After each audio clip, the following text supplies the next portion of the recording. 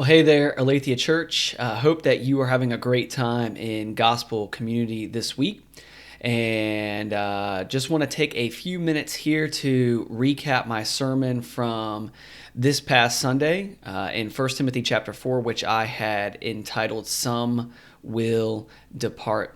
I started off my sermon talking about really what Pastor Daniel had finished talking about at the end of 1 Timothy chapter 3, talking about how the church is the pillar and buttress of truth and how important it is to understand that Paul consistently throughout this letter to Timothy talks about the importance of sound doctrine and the role that it plays in the church. And I said that what we see here at the beginning of chapter 4 is Paul sharing with Timothy two things.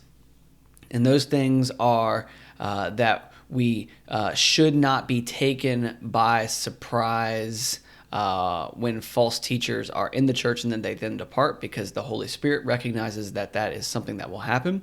And the second thing that we are to notice is that right doctrine leads to right living or practice in our lives. And so just that first thing we see that we should not be surprised by false teachers is Paul shares with Timothy that God said through the Spirit that this is something that will happen, that false teachers will arise in the church and that they will then depart, and we should allow them to depart. And one of the things I said during my sermon on Sunday was that there are a number of different examples of false teachers. I hope you guys will spend some time in gospel community talking through those 7 examples that I shared from Tim Challies. But one of the things I made sure to point out is that many times false teachers arise in the church, but they don't start out that way, that they start out as people who claim to love the Lord and want to make much of Him. And so this is something that we should consistently be on guard with, both in our own lives, but also in checking those who teach in our churches consistently. And one of the things I want you guys to spend some time talking about this evening as well is that Paul mentions that these false teachers are liars and that they have a seared conscience. And I hope you guys will spend some time talking through why these false teachers having a seared conscience is such a big deal.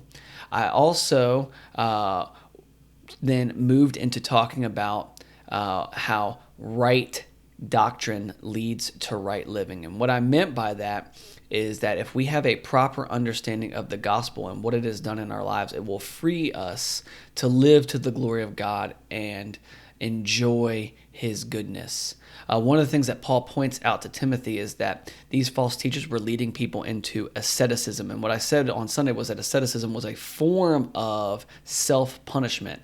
But that a proper understanding of the gospel is that we are free to enjoy all good things that God has created, because that punishment or that payment was paid in full by Jesus Christ. And there's nothing that we can add to the gospel through punishment or denying ourselves, right? The gospel says that Jesus came, that He died in our place, and He has set us free to both worship and serve Him.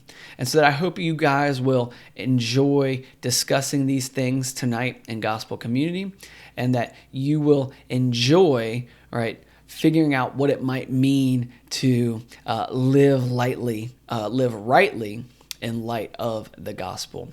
I love you guys. I'm praying for you and your communities this week. Have a great time together and go and be the church. God bless.